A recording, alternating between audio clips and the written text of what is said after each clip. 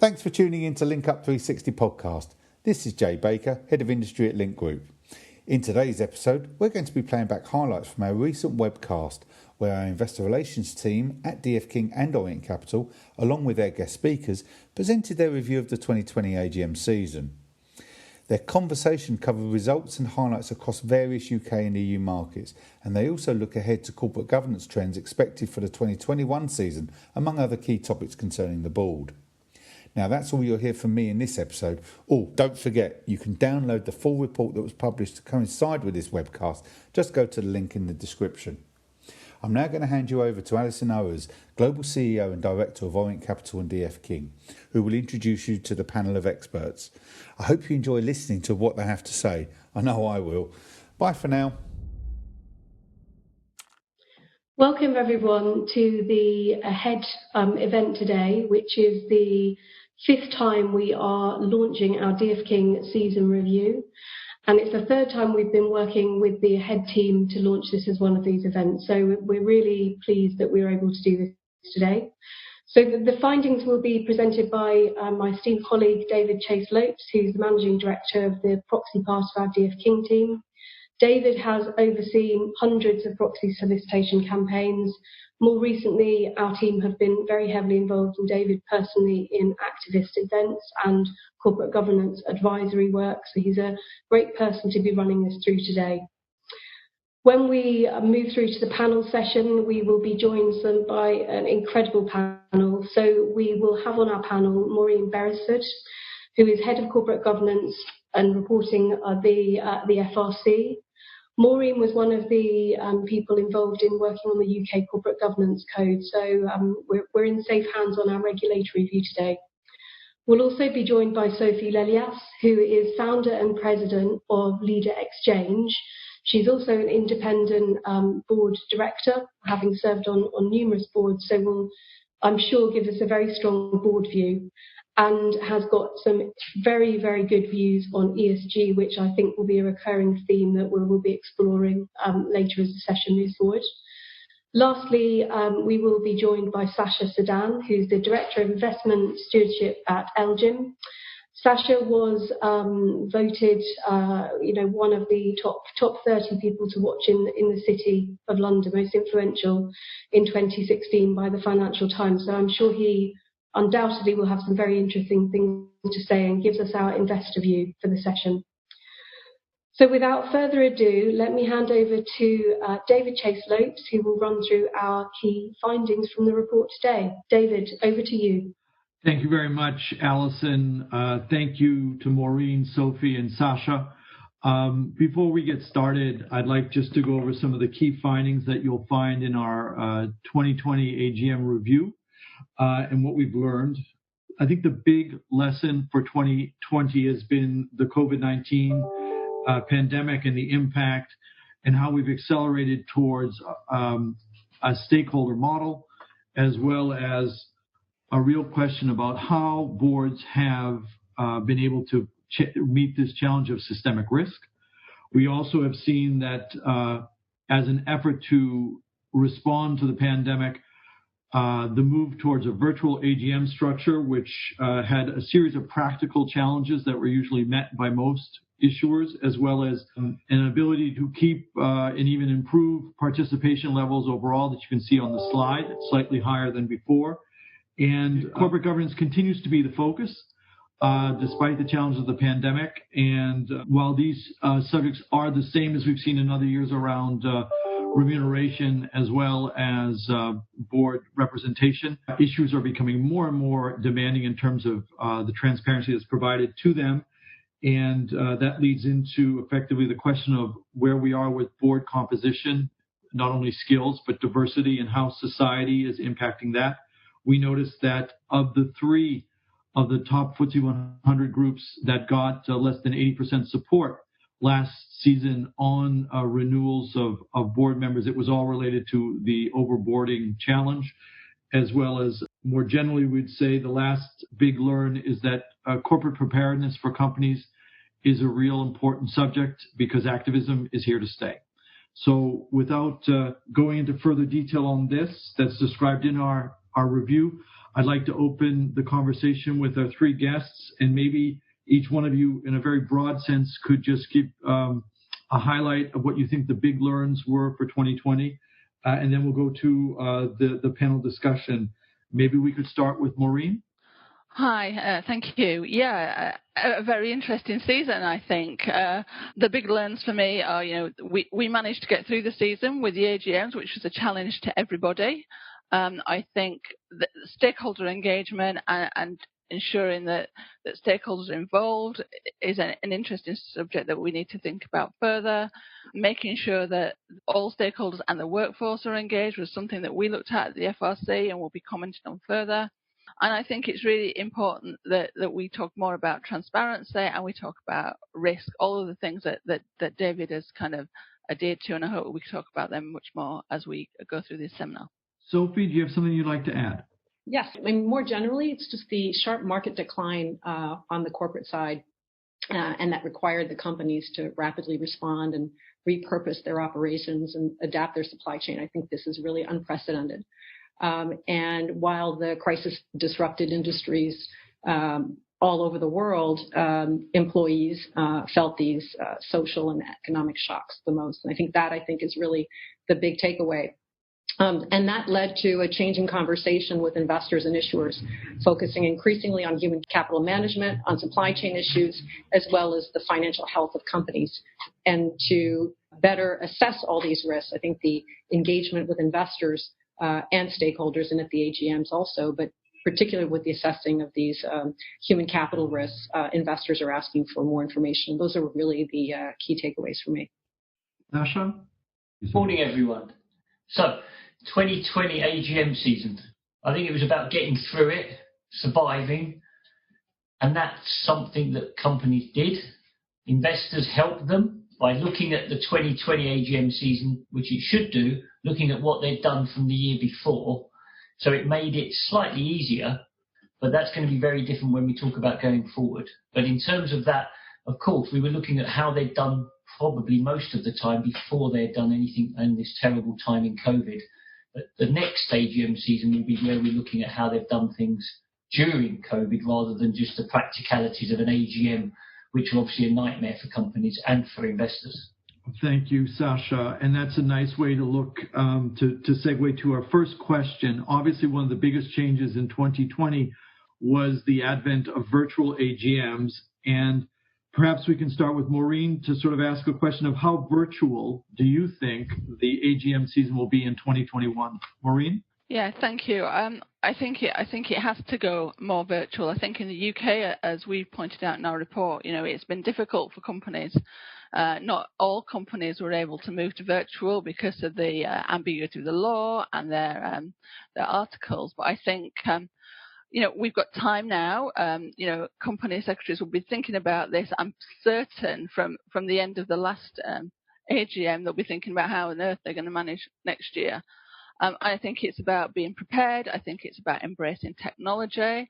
I think it's about trying to work with all of your stakeholders and your investors and shareholders and retail shareholders. I think companies need to be mindful, that everybody has a vote. We had a problem in the UK with, retail shareholders not always having access to the AGM at the level that they were used to doing.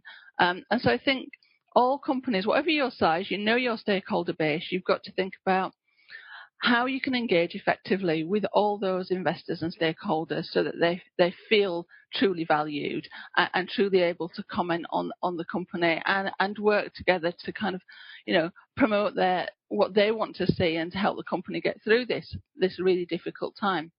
The FRC, we've done some work on this. We put out our research.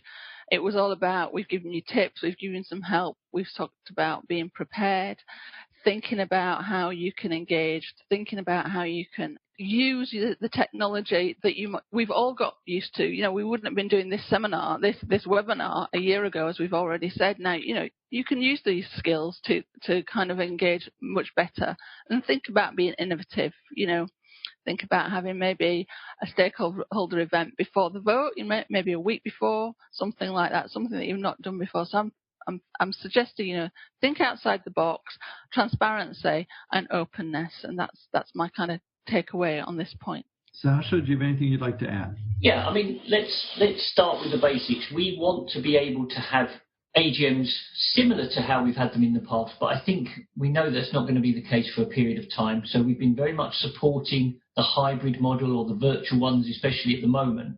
But I do think it's a good example of, now that we've got this terrible time, let's start thinking about how we can make these better, because we all know companies say, you lot don't turn up the big investors, the small ones come along, they only ask certain sort of questions. Well, we've got to try and make that better. So we're working with quite a few people at the moment. We're working with a few companies who've done a good job in the first ones. We're working with some who spent a lot of money and then had no questions. And we're trying to get, how can we get this model to work better? Because this is a way of explaining your company. And it's great when you've got all the board directors, whether they're all in person or if they were just on the Zoom call like this. It's a fantastic way of trying to explain and articulate what the board is doing. So I think we can do much better, as Maureen said. But I do think, very importantly, we are helping companies. But there's something going on in Australia at the moment. They said allowing virtual forever. And we're like, whoa, we've got to be careful. We've got to allow investors in a company to be able to ask a question. And the problem with virtual is you can sort of have technology and ask a question, but you could also get, I don't want to answer that one. Oh, I can block it, and that is not right. And one of the great things, and I see it from my own corporate, I do the AGM rehearsal every year with my board of directors, and they're worried. They get worried. All directors get worried. They don't know what they're going to get asked. That's good.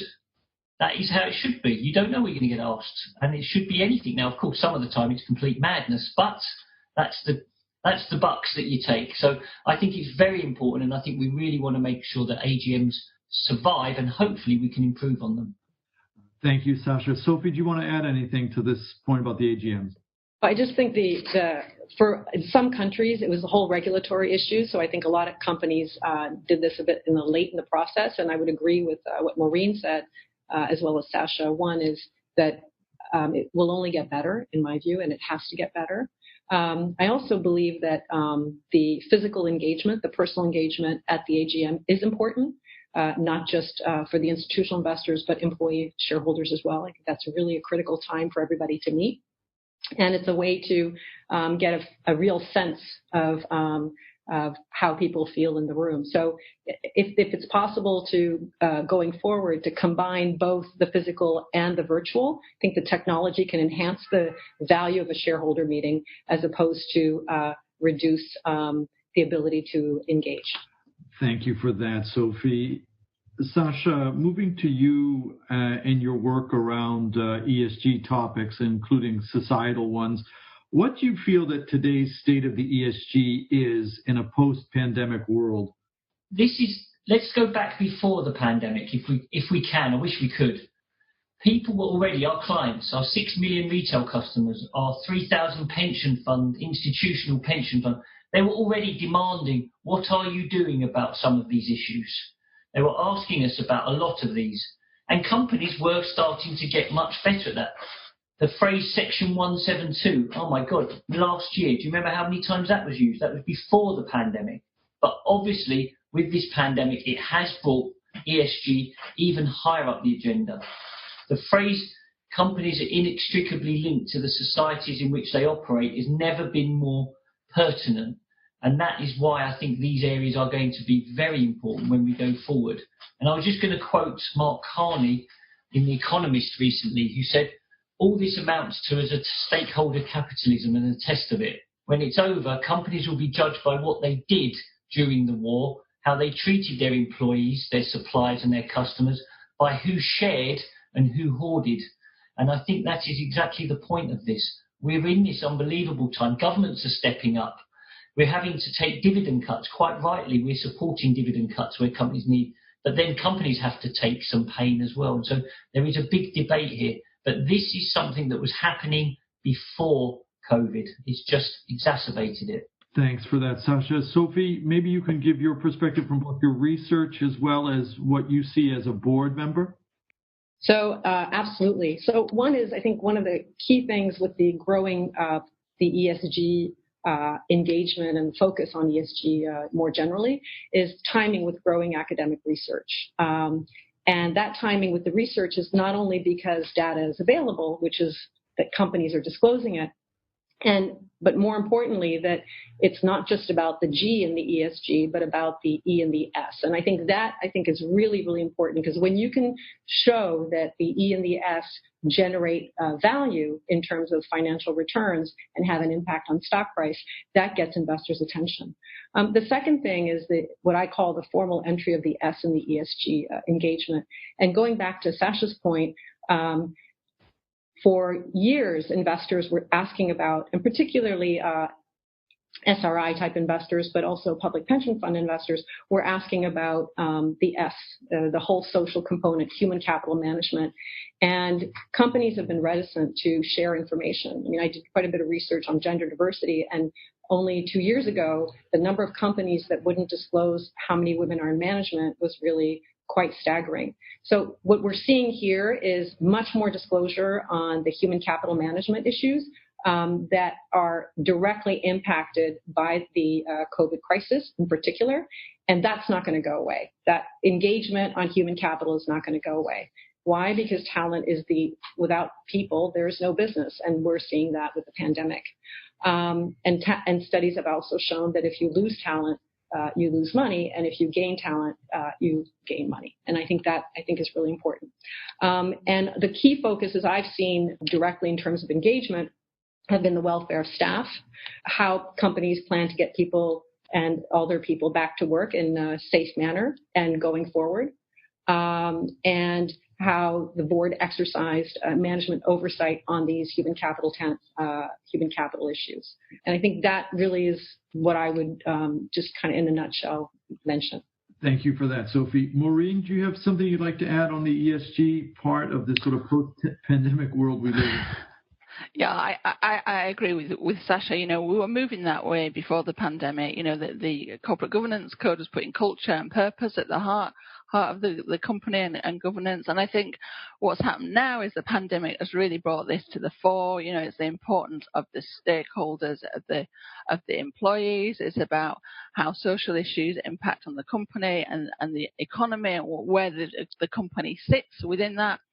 I think it's made us think about society and that purpose of the company, and what we want to see going forward is the companies thinking about their purpose, their culture, how they engage with stakeholders and shareholders. One thing that does worry me is, we've seen companies working really, really well with their employees, engaging, and I do worry as companies have to make difficult decisions. For example, redundancies, etc. That goodwill might be lost, and there might be some pulling apart of the closeness that companies work together. So I worry about that going forward and how companies will deal with that.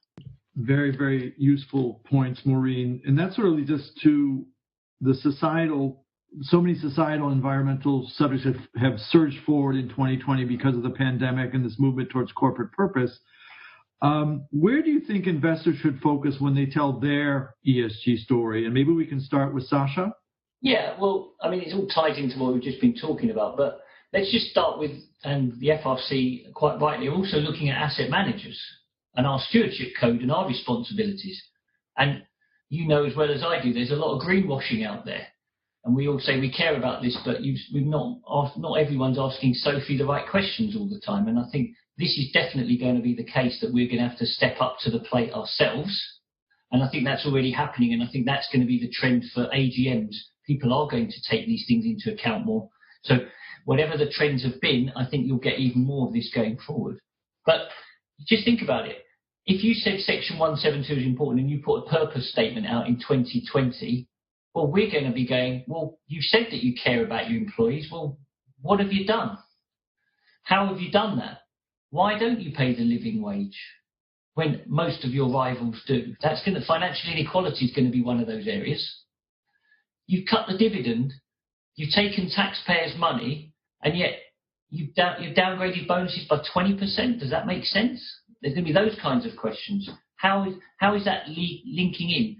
And you put a new bonus scheme in that hasn't taken into account the shares have halved. All sorts of things are going to be happening. Supply chain. We saw it in the first few weeks when Adidas, one of the most profitable companies, didn't pay its rent. It wasn't the investors that had to go at Adidas, it was the media and the public. Adidas within 3 weeks started paying its landlords. And I want to know, there are some very big companies, high-profile companies at the moment, that have money and can do it and are not paying their fair share. They will be absolutely lambasted, I think. And tax, last one for me, we're taking taxpayers' money everywhere. Well, shouldn't companies be promising and showing that they're paying their fair share of tax back? And if they're not, it's not because of just I care about this. I can assure you governments around the world are going to say, how am I going to get my balance sheet back in order? They're going to come for companies with a low tax rate. So you're going to have to try to understand that and explain that. And you should do that earlier rather than later. Thanks for that, Sasha. Sophie, what would you like to add on this topic? I mean, Sasha laid out, I think, all the key and very difficult issues that are going to be that companies have to face, their boards have to face, and that investors care about. And I think that's, companies have to hear that. What I agree with, and I'm adding to also what Maureen just said, is the whole notion of fairness and the employee fairness. I think fairness is really going to come across as one of the key themes in engagement. It's a very complex situation. Remuneration is complex. ISS just came out with their new remuneration policy guidelines, if you like. But the reality is no one really knows how things are. So I think it's going to be very much a case-by-case basis. But to go back to what Sasha said, the notion of purpose is a commitment to act. And so companies need to show what action plan they have rolled out and deployed against that commitment. And then on top of that, show that there are some results and share those results and show that they're tracking those results over time. And as we talk about ESG and we incorporate ESG in remuneration plans, the key issue is really going to be finding out whether those remuneration metrics that are ESG related are aligned with that strategy and with that purpose and that mission. And I think that's something that requires conversation and engagement for sure, but more importantly, clear explanation of policies and actions by the company and disclosure by the company in very clear and simple language. That's how people understand the thinking. And I think one of the things that companies have a tendency to do less is really explain their thinking. It's kind of like, legislative action. Well, when you look at legislative history, you understand how people got to where they got to and the decisions they make. So explaining that process, the philosophy, the process, and showing how it's aligned with the long-term strategy of the company. Going to the other points that were raised, tax, totally agree with that. I think, a lot of the questions we've seen and a lot of the companies have made decisions, whether it's on dividend or on employee layoffs or on compensation, really linked to, again, going back to tax on the issue of fairness. So it's taxpayer money, but it's also the fairness of keeping people employed. And I think these are going to be very complicated conversations. And to get ahead of those conversations requires clear, simple explanation of what was done, how it was done, why it was done, and why that's important to investors and to the future long-term growth of the company. Very, very insightful, Sophie. Maureen, from your perspective, where do you think investors are looking for the focus right now on ESG? I think Sasha and Sophie have set out things really, really well. I'd add to that, the pay gap as well is something that companies will be looking at. But I want to pick up on this purpose and culture and fairness point that Sophie made. And, my team has spent the last 3 months looking at annual reports from last year because we're doing a review of them as part of the FRC work. And we were struck by the amount of boilerplate reporting, the amount of companies that talk about the process that they've gone through for engagement, for dealing with certain issues, talking about culture, not even monitoring culture. And it's this point, where are the boards making decisions? What information is going to the board and how it is impacting on that long-term success of a company. And the story that we get in at the moment is this is happening, our process is in place, but it seems to fizzle out.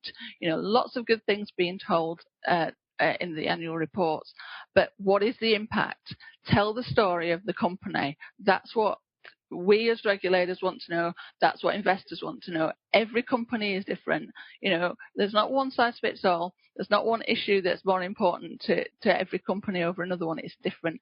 And you've got to be transparent as a company. You've got to explain that and give examples that everybody understands to show the impact of what you've done over the last year and the impact of COVID and the impact of working with all these important stakeholders. Thank you so much, Maureen. That sort of leads us to another question about the pandemic. And one of the things we see with companies is that they need to demonstrate to investors that they can manage ultimately systemic risk. And sadly, the pandemic, COVID-19, is, we believe, a clear example of a systemic risk. And we're curious to see what themes boards should be trying to explain to their investors around the pandemic during the AGM season in 2021 to demonstrate that the board has been where it should be and has been doing the right things at the right time in relation to a crisis that's end really isn't clear yet. Maybe we could start with Sophie.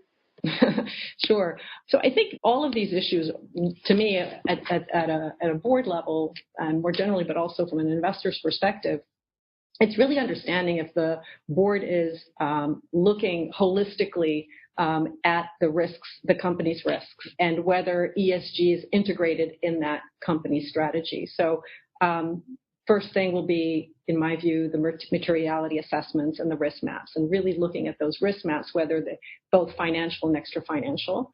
The second thing will be whether any of the materiality maps, the past maps, have to be revised and updated to integrate new risk factors. I think that's, and if some of the risks that have occurred weren't on the map or were perhaps on a lower spectrum of the map in terms of urgency and impact, what revisions need to be made, and what are the action plans to make those revisions and deploy for the company going forward, and what processes, if any, have to be adapted. And I think this is something that, again, going back to the previous conversation or the previous question, is really about explaining, and to go to Maureen's point, and I really want to underscore, is that each company is different, and each company is going to have a different way of approaching things.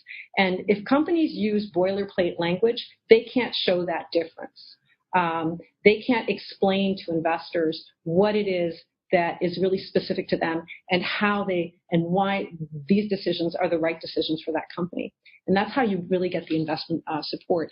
But the process, so the process in terms of assessing the map, integrating ESG and the financial impact, and ensuring that the oversight and the risk management internal control process is adapted and adjusted, particularly in this COVID environment, is something that is clearly at the board level in terms of oversight.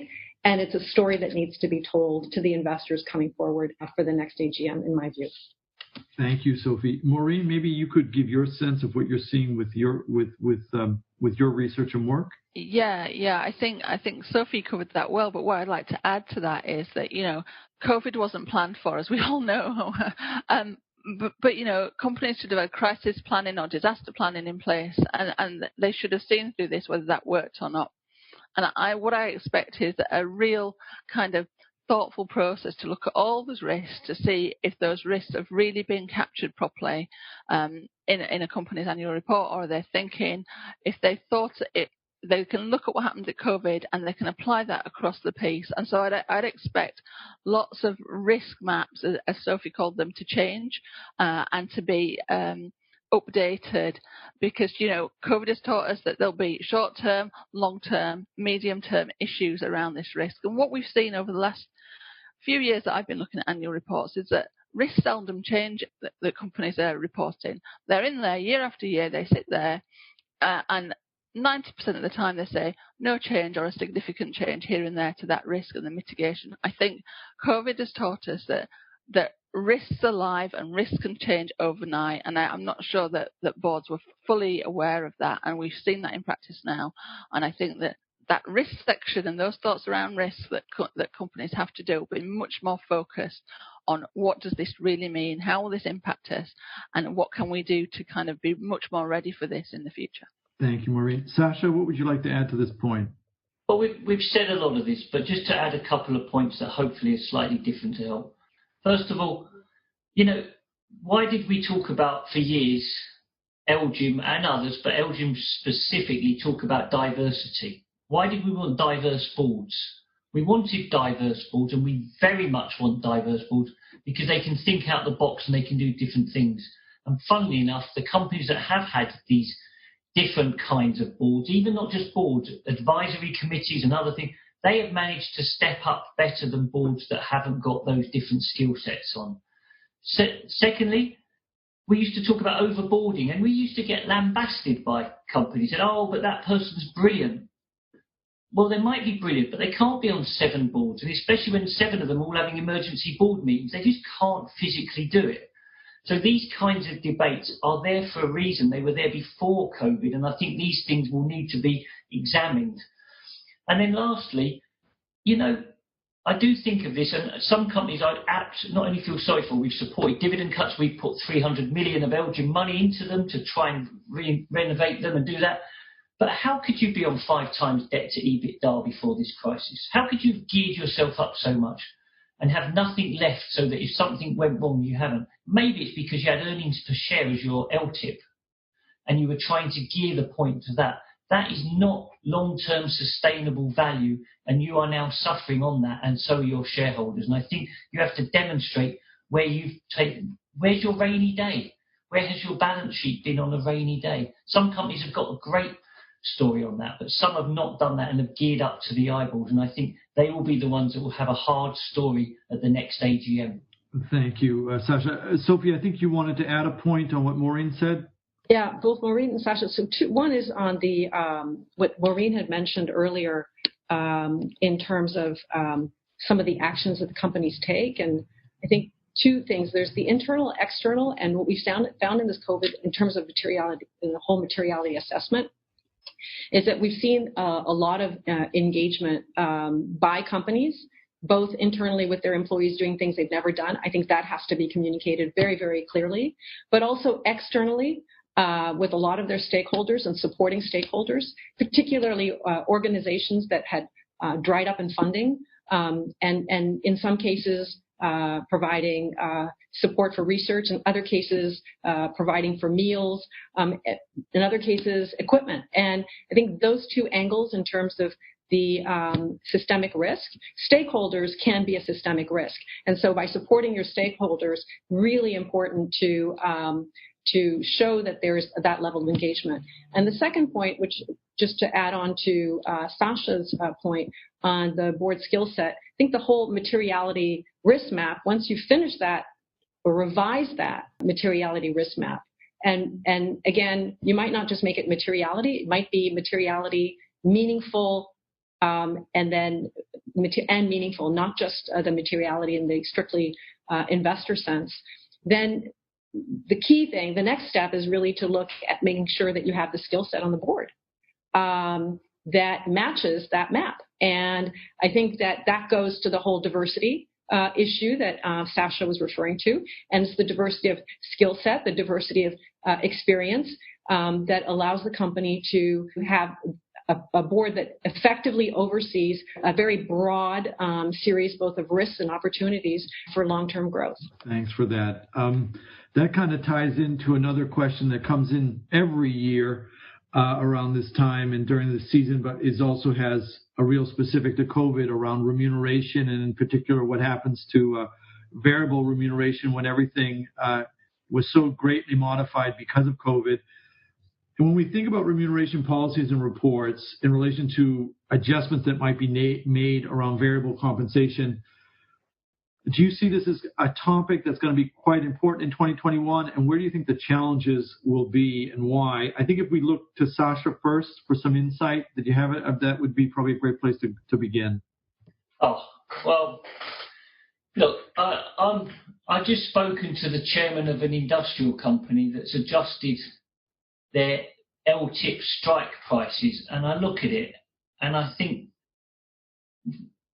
where is that sense of purpose? What have they done? They're basically saying it's all tough out there, so we're reducing all the hard targets, and of course the shares will then pay out when they do that, if the shares bounce, if we have let's hope we have a vaccine and the markets roof it in those areas that haven't, in industrial, say, and the shares go up a lot. They just get paid out. What kind of explanation, after everything someone in that firm is doing, that doesn't link up with the purpose or the Section 170 or any of the other things? So they go oh, well, what price would you accept? Why would we are the investors? You have a chairman of Remco. You need to decide that. You have to make that decision. Our job is to hold you to account, not negotiate on what strike price you should be using for your share. I have no idea what's going to happen in the next 3 years. I really hope things get a hell of a lot better for all of us. But I think it is up to the companies, and some companies are doing a brilliant job at holding discretion. Some companies have voluntarily reduced stuff. So the difference is huge. And I'm afraid you're going to get noticed quite a lot. And if you thought you might get a 20% vote against in the old days, that will be 40 or 50% going forward, I would suggest, if you don't take this seriously. And don't ask your shareholders what you should do. You should come up with the plan yourself. You are paid on the board. We will help, and we always help. We've got pay principles. But you should be doing that. And link it to what your employees would think. I mean, that was the first thing I'd say to every Remco chair. What would your employee on the shop floor or in the factory say about the fact that you've taken a 10% haircut, but you've adjusted all the LTIPs and they're going to pay out 500%? Would they think it's all right? Because if they think it's all right, I will think it's all right. That's a key point that we try to get across as best as possible. Sophie, from your experience on boards and looking at it as an investor, what do you think would be common sense approaches to making sure the investors see the alignment with variable comp in 2021? So one is going back to, I really believe in philosophy, so really going back to the remuneration philosophy and understanding what it is that we're trying to compensate. I think that, particularly in this COVID crisis and in the backdrop of this COVID crisis. The second is, again, ensuring that it's tied to long-term strategy and sustainable. It has to be a long-term sustainable strategy and integrates some of the key factors, particularly ESG, financial, but also ESG. And then I would particularly look at the level of fairness. I think the fairness issue is going to be the issue going forward. And so fairness will be integrating the question of, did the company take in a lot of taxpayer money or not? I mean, going back to all the points that Sasha raised.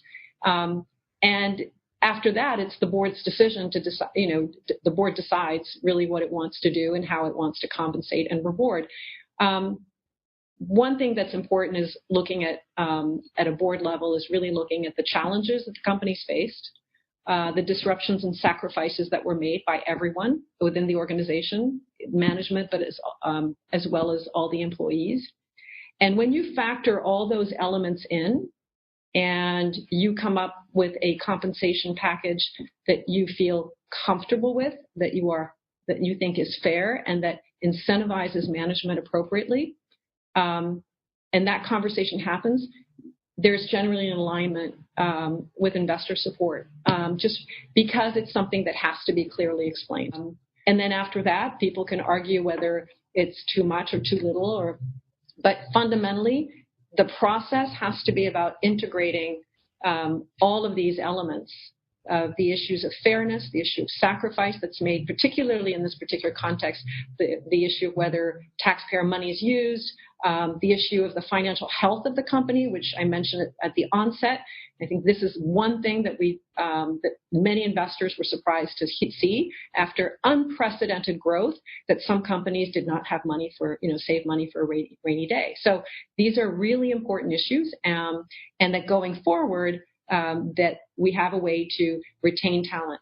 Again, I think this is, like we said, it's going to be unprecedented in terms of there are going to be some changes. And because there are going to be a lot of changes, it's going to be a case-by-case basis.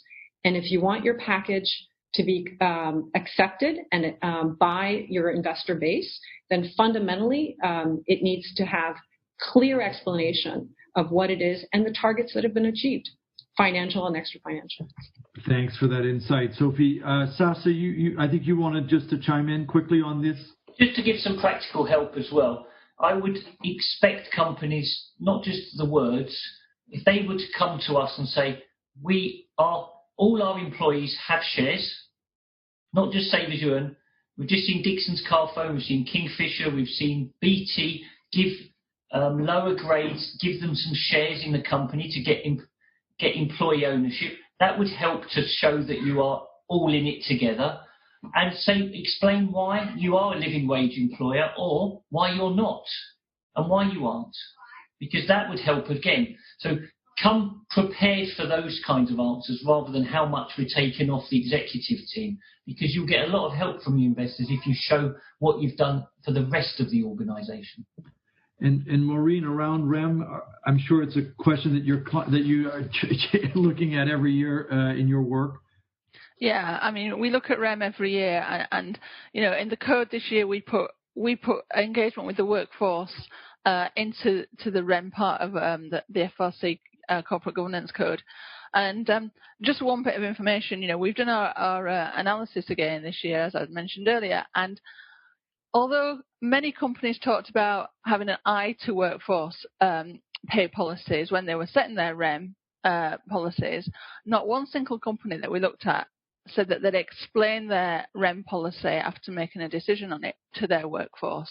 They'd taken it into account, they said, but they'd not taken the time to sit down and explain to their workforce why those levels of remuneration were being paid and why they were appropriate. And I think companies have got an opportunity now to do that. I wrote down discretion in an answer to this question, and Sasha's already mentioned it. Discretion should be in all pay policies at the minute, and companies should be looking at that and working out what is the right thing to do. There's a lot of latitude. Yes, we understand there are contracts, but we're in unprecedented times, and companies need to make unprecedented decisions that work for everybody and work for everybody in that long term.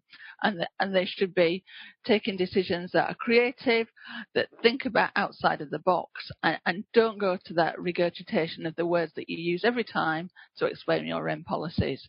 Think about the impact on stakeholders, the environment, and how do you kind of build that into your company culture if you do what Sasha said at the beginning, just rejig the targets to make the benefits come as they were expected. Great. That's we can stick with Maureen. And one of the other things that we've highlighted is about overboarding and availability during a crisis. And in a post-COVID world, what do you believe is the reasonable number of board seats for an independent director, and why? I don't think you can put a figure on that. As we said already, everybody is different. I just would like you to. No. I mean, the code says that you shouldn't have more than one position if in a FTSE 100. So, but I think the crisis has shown that you've got to be prepared as a board member to roll your sleeves up and get involved at times of crisis.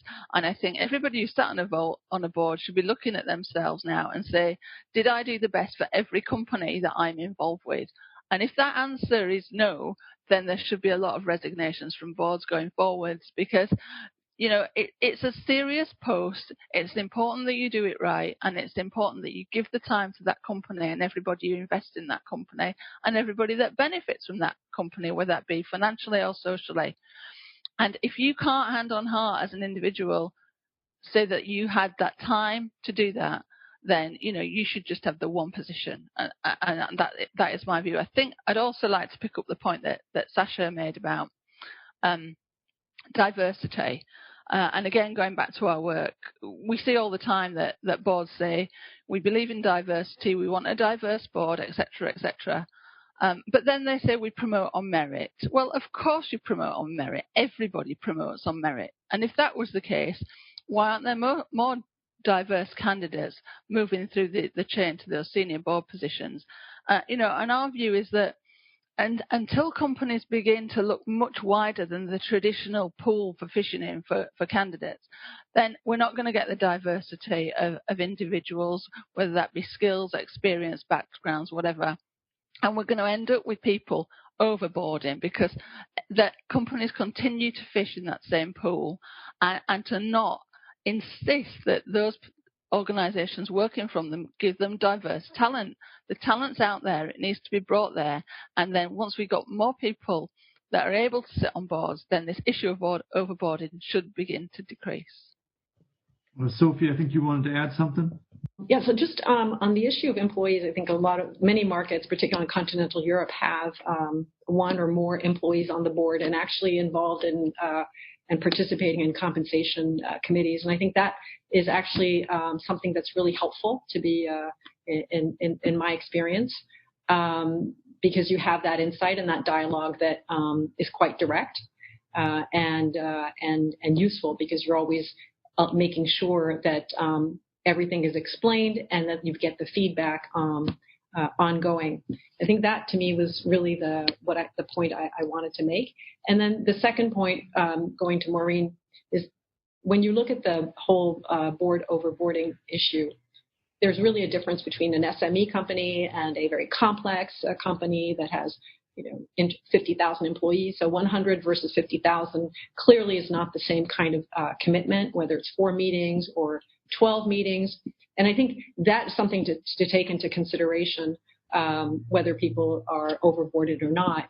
And at the end of the day, the annual report of 2020 is going to show which directors were present and which were not. I think, that's really what it comes down to, whether it's committee attendance or board attendance. And I wouldn't be surprised that, I know many companies that have had, some companies actually had board meetings every week for a couple of months, and others had a board meeting every month. But clearly there was an acceleration of the number of board meetings. And so I think investors and board members themselves, once they look at the results of their attendance rate, will make certain decisions in terms of whether they can continue if this pandemic and these crises continues. Because what happened with one company happened with all of their companies they served on. The crisis was really systemic throughout on all their boards. So you multiply that by 100 meetings, I think it's pretty hard to attend all of them. And Sasha, do you think that there'll be much tolerance for that incredible person who's just got to be on the board this year? Much less. I've seen a lot of our rivals getting much stricter on their overboarding policies. And even though they'll turn up for board meetings, people have turned up a lot. So the stats might have ticked the box that they managed to get there.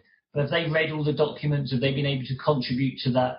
I really want to know what the board effectiveness reviews say. And again, I don't want boilerplate board effectiveness. They managed well in this pandemic. I mean, why pay £50,000 to get those words? I mean, what is the point? We need much better things than that. And what are you going to do better from having this review? So no, I think people are going to take this much more seriously. Great. We want to switch gears for our final sort of panel question about another subject that did not go away despite COVID, which is shareholder activism. And part of shareholder activism is sort of the response by companies, which is called often corporate preparedness. And the question I have is, starting with Sophie, do you believe that corporate preparedness is a fundamental responsibility of boards today? And what do you think they need to do? So I would make it corporate preparedness overall. I mean, I wouldn't make it specific to shareholder activism, but yes, I mean, that's really the notion of corporate preparedness is really part of the board's oversight.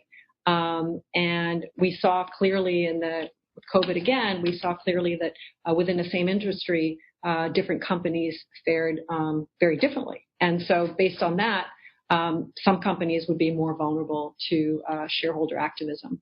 I think more importantly, we saw that companies were maybe more prepared than others on a number of risks in terms of the systemic risk we discussed. So I see shareholder activism as a signal, really, that the company has a vulnerability or more, that that investor and maybe other investors feel strongly about. And an activist can derail a company's long-term strategy and force the company to allocate resources that it normally would have allocated to running the business and executing that strategy. So with a crisis management situation, in my view, the best companies are best served and their boards are best served really listening to investors and their stakeholders to identify some of these vulnerabilities and close the gaps if those vulnerabilities are quite significant, and build that trusting relationship between the investors and the company. And that may sound really boilerplate, but listening to what investors have to say is not necessarily as easy as it sounds, because there are a lot of things that investors can say in a certain way that don't necessarily go back to and up to the board level, which is another reason that board engagement with investors is so critical. Because the information gets directly brought to the board, and maybe seeing risks that in a different way, from a different perspective, and hearing them from a different perspective. And that adds the preparedness. And once you have that, then you can take action to remediate and reduce those gaps, and I believe being less vulnerable. But once again, the fundamental issue with shareholder activism starts with a vulnerability, and that vulnerability is always a financial vulnerability. Always. It may be tacked on to values. It may be tacked on to a culture issue. It may be tacked on to a corporate governance issue. But fundamentally, it is the impact, the financial impact of that company, and that the activist is leveraging that to generate more value because they believe that what their actions propose will generate more value. Thanks for that, Sophie. Sasha, sometimes our clients are surprised when we tell them that long investors will listen to activists and will support them. Can you maybe give just a view of situations in which you'd be open to an activist platform? David, I'm involved in 3 activist campaigns at the moment. Activists sometimes have very, very good answers, have done a lot of work, have understood a company, and are frustrated with how it's done. Activist doesn't always have to be shouty. And we are sometimes known, even though we run a lot of index funds, we're known as constructivists, is my phrase that I'd like to use, because we tell companies, you haven't done a good job, we're going to vote against you and you need to change your chairman sometimes. But we do it to the company's face rather than in the newspapers. But of course, if a company has not done a good job and someone has a good view of how it could do better, we will listen to that. Now, we might not listen to all of it. We might not like their methods, but we would always look at both sides on those things. And I'm afraid there are some companies, only some, that have not done good jobs and have kept management teams for longer than they should do. And I'm afraid this is going to get bigger. And as Sophie said quite rightly, you should be thinking about this anyway. If you're having a tough time, you should be thinking of ways you can explain to the community, have a different type of event, bring the senior independent director, bring the chairs of the committees to explain what it is rather than just bring the chairman, because it might be that the chairman is the issue and the other investors want to see other people. And maybe sometimes it gets to an activist, that's the other point, it gets there because the company hasn't listened when its long-suffering shareholders have been not listened to. So it can be for many reasons, but there are many times I tell the activists, go away, leave us alone. But I do think that they're using a lot of ESG factors now in their analysis now. So please remember that as a company secretary, that the ESG is being used against you, even by activists. Yes, Sophie. Yeah, just wanted to add to that. Totally agree. And I think that's the coalition. The whole new coalition was originally activists were driven by governance, but again, with financial implications. And now they're expanding that to the ESG. And one of the reasons is because of that financial data we talked about and all that research that shows there are real financial returns with effective ESG strategy, but also because of the reputational value and the reputational impact. If a company makes commitments that it doesn't keep, that can have a negative reputational impact, and that will translate into share price. And investors are extremely, extremely focused now on and receptive to a lot of these ESG concerns. And I think the acceleration of that is, and that will continue and here to stay. Agree with Sasha entirely. Great. Before we go to more general questions, Maureen, is there anything you'd want to add to the activist conversation? I think it's been covered extremely well by others, and I think that question brings us back to everything that we've said. We've talked about transparency, we've talked about listening, we've talked about openness, we've talked about diversity, and it's all about the board being prepared to listen, being prepared to think outside the box, being prepared to do something a little bit different, and being prepared to listen to others with a different point of view. And I think these are the things that we talked about all day, to be honest, in the last hour. So I think that question kind of brings everything back together.